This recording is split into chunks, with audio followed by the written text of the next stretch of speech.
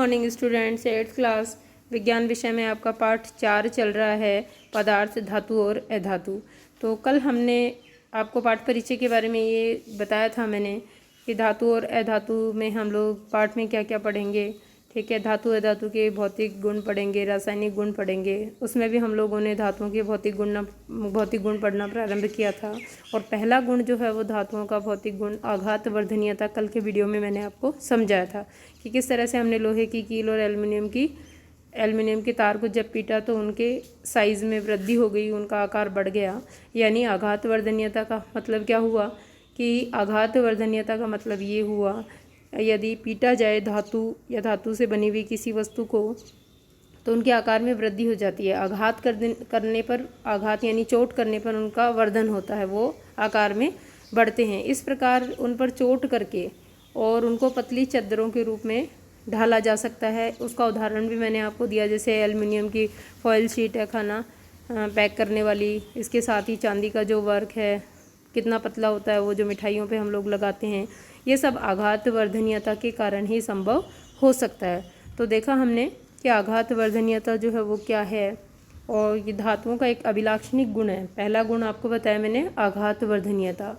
चलो बच्चों, आगे अगले भौतिक गुण पढ़ने के लिए धातुओं के और एक एक्टिविटी करते हैं। क्रियाकलाप 4.2।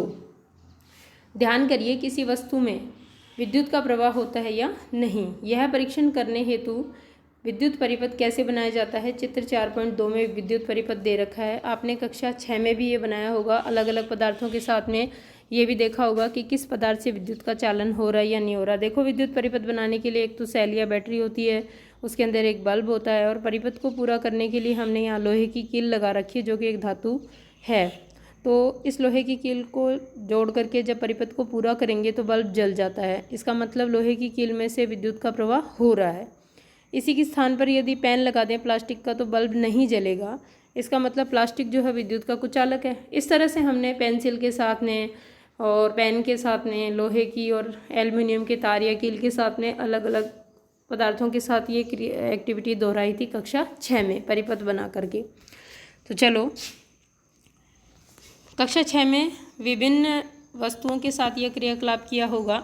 अब इसी क्रियाकलाप को सारणी 4.3 में दिए गए पदार्थों के साथ दोहराना है आपको। ठीक है ना। यहाँ प्रेक्षण लीजिए और इन पदार्थों को सुचालक और कुचालकों में वर्गीकृत कीजिए। सुचालक वो पदार्थ होंगे जिनमें से विद्युत प्रवाहित होगी, विद्युत का चालन करेंगे, और कुचालक वो होंगे जो विद्युत का प्रवाह नहीं करते। सारणी 4.3 पदार्थों की वैद्युत चालकता।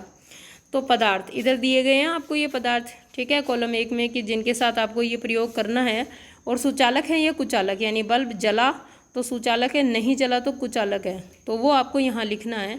लोहे की छड़ या कील, लोहे की छड़ या कील लगाने पर परिपथ पूरा हो जाएगा। लोहा जो है एक धातु है और विद्युत का चालन करता है, इसीलिए बल्ब जल जाएगा। तो यहाँ पर लिखोगे आप सुचालक। फिर गंधक अधातु है, कुचालक। फिर कोयला कुचालक। और फिर तांबे के तार या तांबे की छड़ जो भी है वो होगा सुचालक, क्योंकि तांबा विद्युत का अच्छा सुचालक है। आपने पाया कि लोहे की छड़, कील और तांबे का तार सुचालक हैं, जबकि गंधक और कोयला कुचालक हैं, यानी उनको लगाने पर विद्युत बल्ब प्रज्वलित नहीं हुआ। ओह, अपने अनुभव स्मरण करने और फिर इस क्रियाकलाप का अर्थ यह दिखाना था कि धातु, ऊष्मा और विद्युत के सुचालक होते हैं। पहली को ये बात समझ में आ गई कि ये प्रयोग करने और आपको ये कहने कि आपने पहले कक्षा 6 में जो एक्टिविटी करी थी उसको याद करिए। इसका मतलब क्या था, धातुओं का एक गुण बताना था जो कि है विद्युत के सुचालक या कुचालक। यह हमने कक्षा 6 में सीखा था। ठीक है। आप एल्युमिनियम और तांबे के तारों का उपयोग कहाँ देखते हो? क्या आपने कोयले की तारें देखी है? निश्चित रूप से नहीं ना, कोयले के तार थोड़ी बनते हैं।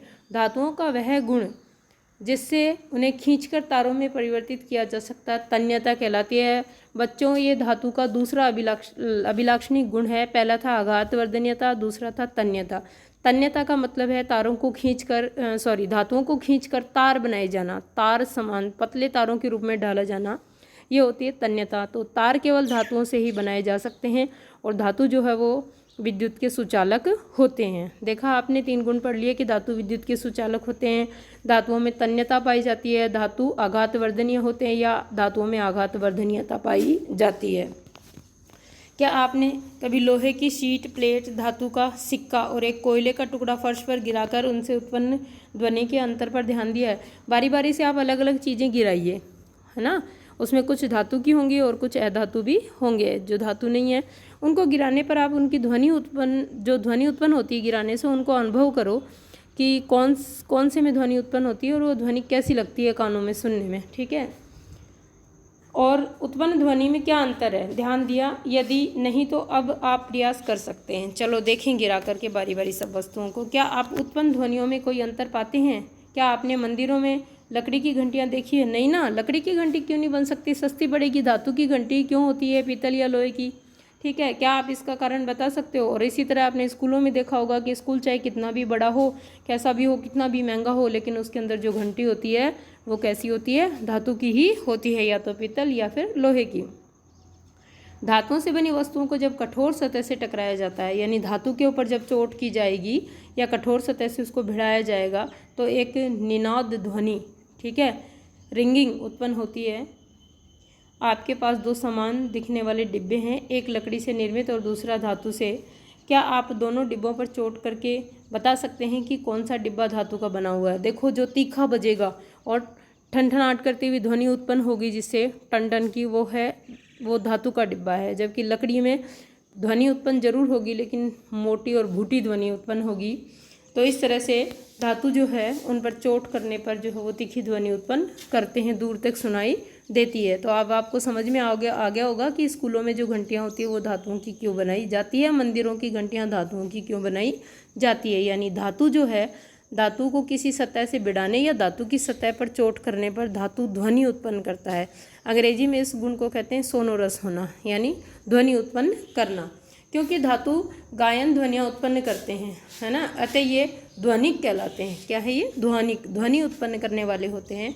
धातुओं के अलावा अन्य पदार्थ ध्वनिक नहीं होते, यानी इस तरह की ध्वनि उत्पन्न नहीं करते हैं।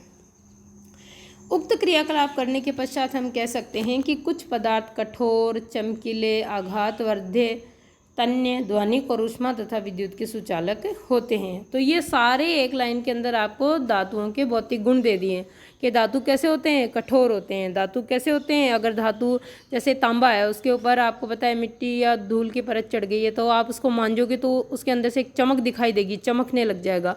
इसी तरह आप देखना कोई भी धातु है, ठीक है, सोना है, चाहे चांदी है, चाहे पीतल है, जब उसको थोड़ा सा उसकी ऊपरी सतह को रगड़ते हैं और उससे जो डस्ट है वो हट जाती है तो वो चमकीले दिखाई देते हैं।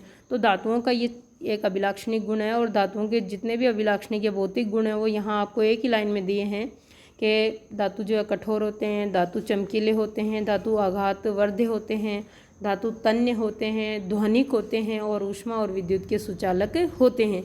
बच्चों, ये सभी धातुओं के भौतिक गुण हैं और आपको लिस्टेड करने हैं क्योंकि धातुओं के भौतिक गुण पूछे जाते हैं। प्लस ये पूछा जाता है कि आघातवर्धक क्या होता है या तन्य क्या होता है। तो आपको एक्सप्लेन करना होता है कि आघातवर्धक तो वो होता है कि जब चोट करने पर उसके आकार में वृद्धि और उसे पतली चादरों के रूप में ढाला जा सके तो आघातवर्धक, और तन्य जिसको खींचकर तारों का रूप दिया जा सके वो होती है तन्यता। और ये दोनों ही धातुओं के भौतिक गुण हैं और अभिलाक्षणिक गुण हैं। पदार्थ जिनमें सामान्यतः ये गुण होते हैं धातु कहलाते हैं। धातुओं के उदाहरण हैं iron, copper, aluminium, calcium, magnesium इत्यादि। ये धातु हैं, धातुओं के नाम हैं, यहाँ से आप उतार सकते हो। इसके विपरीत कोयले और सल्फर जैसे पदार्थ नरम है ना, आसानी से तोड़ सकते हो, हाथ से भी तोड़ सकते हो कोयले को आप, तथा दिखने में मलिन है। मलिन यानी मटमैले हैं, एकदम स्वच्छ नहीं है, चमक नहीं है उनमें। ये हथौड़े की हल्की चोट से टूटकर चूरा हो जाते हैं। ध्वनिक नहीं है, यानी ध्वनि उत्पन्न नहीं करते और ऊष्मा और विद्युत के कुचालक हैं, वरना कोयला भी रखने से परिपथ में बल्ब जल जाता। ये पदार्थ अधातु कहलाते हैं, यानी जिनके अंदर चमक नहीं है, जो ध्वनिक नहीं है, कठोर नहीं है, नरम है, वो सब क्या है? अधातु हैं। अधातुओं के उदाहरण हैं सल्फर, कार्बन, ऑक्सीजन, फास्फोरस इत्यादि। सोडियम और पोटेशियम, इसको वेरी मोस्ट कर लो, आपके प्रश्न आता है कि ऐसी दो धातुओं के नाम बताइए जिन्हें आसानी से चाकू से काटा जा सकता है। यानी धातु होते हुए भी नरम है, ये अपवाद है बच्चों आपके, ठीक है। और वेरी मोस्ट क्वेश्चन यहाँ से निकलता है आपका कि सोडियम और पोटेशियम धातु नरम होते हैं। सोडियम और पोटेशियम, नाम ध्यान रखना, कई बार भूल जाते हो और ये क्वेश्चन रिपीट कर करके आपको पूछा जाता है कि दो ऐसी धातुओं के नाम बताइए जो धातु होते हुए नरम है और उनको आसानी से चाकू से काटा जा सकता है। तो कौन कौन से धातु हैं वो? सोडियम और पोटेशियम। सोडियम और पोटेशियम धातु नरम होते हैं और उन्हें चाकू से काटा जा सकता है। मरकरी यानी पारा केवल ऐसा धातु है जो कमरे के तापमान पर द्रव अवस्था में पाया जाता है। यानी पारे को अगर आप रूम टेम्परेचर पे भी अपनी हथेली पे रख लोगे तो वो कैसा होगा? लिक्विड होगा, पिघल।